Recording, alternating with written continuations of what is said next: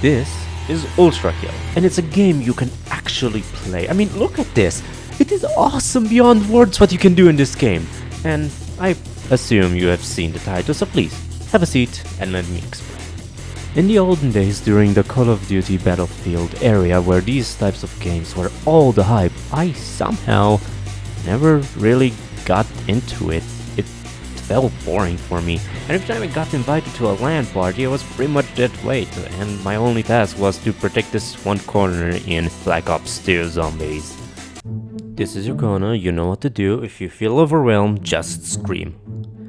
Oh, don't worry. I got this. I totally got this. There's nothing gonna go wrong.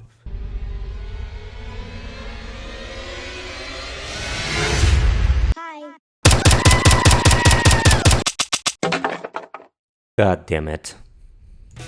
So why did I decide to play Ultrakill as a non-shooter fan?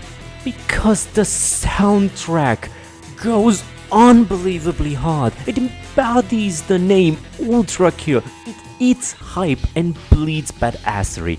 I've used it for my runs, and cybergrind just makes your heart pump as if it were an engine.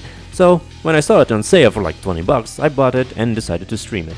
I will not explain my first impression for the game, because from my perspective it was just a fever dream. I didn't know what was happening at all, and all that I knew is that I have to refuel. What I will explain, however, is my experience speed-ranking the game. Why?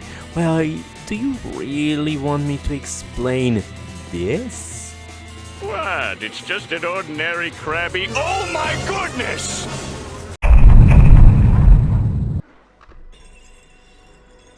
The prelude, for better or worse, it's easy. It's absurdly obvious that the prelude is designed to be played exclusively with the pistol and the shotgun. Why?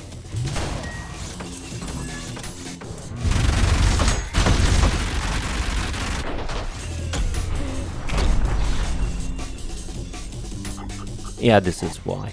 What's the worst part, you may ask? Well, it's simple.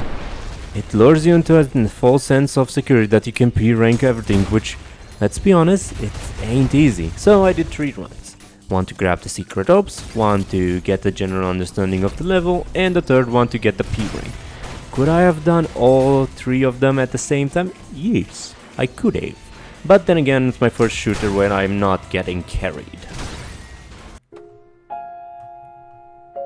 Limbo was the first real challenge for me, because up until then I was brute forcing my way into the P rank, and 1-3 told me to get good, and my only problem was that I stand still when I shoot. However, you are an agile fast Terminator, but that's only when you move.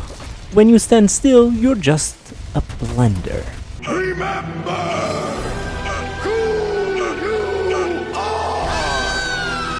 So I got better understanding how enemies work, what I should use against them, and how to counter them. Still, the funniest part is that bar of soap.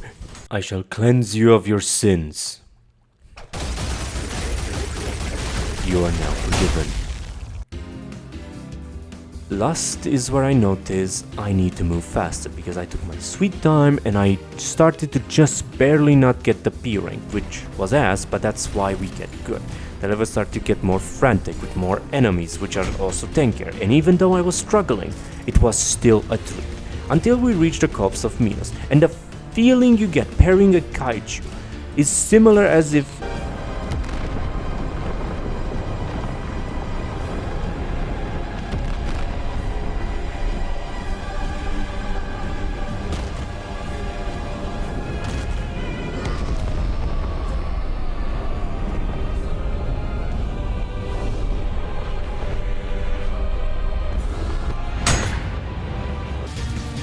long live the king. That's why we enter him.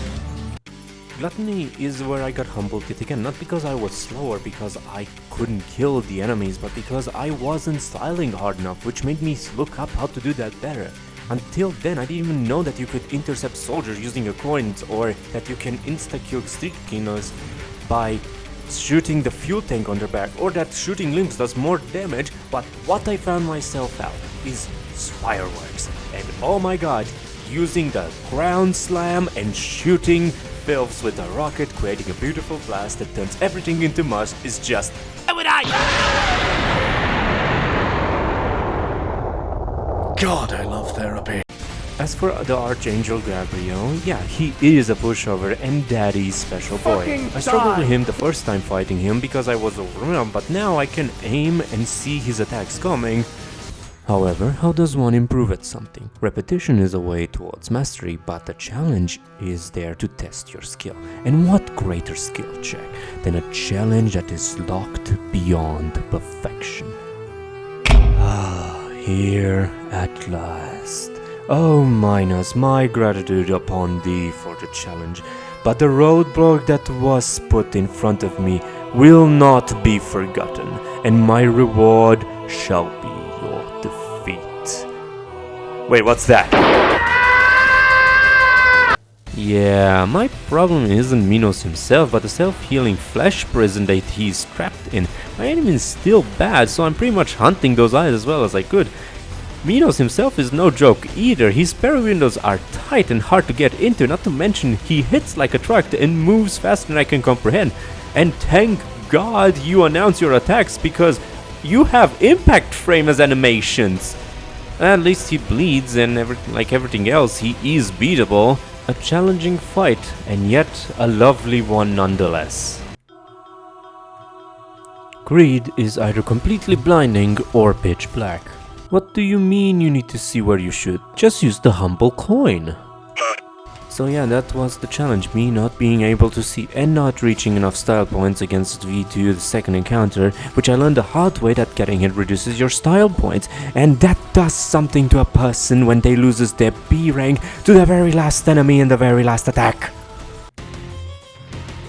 Grass was an interesting experience. Originally I liked the water levels, but B-ranking them was a bit unfun. At first because I panicked against the sentries, but then I learned how to quickly deal with them.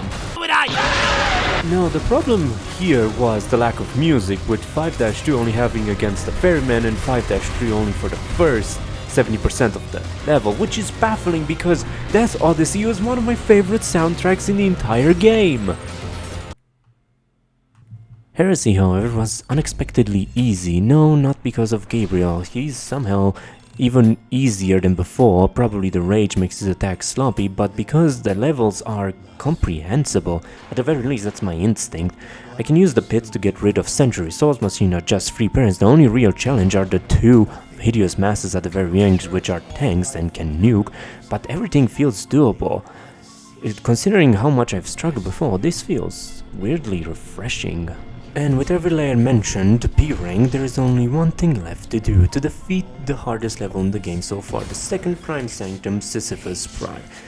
I know his reputation, I know just how difficult he really is. Is it worth it for me to do? Yes, which is why I will be streaming that progress on February 23, and you can be notified about it if you click the like and subscribe button. But until then, I will be descending.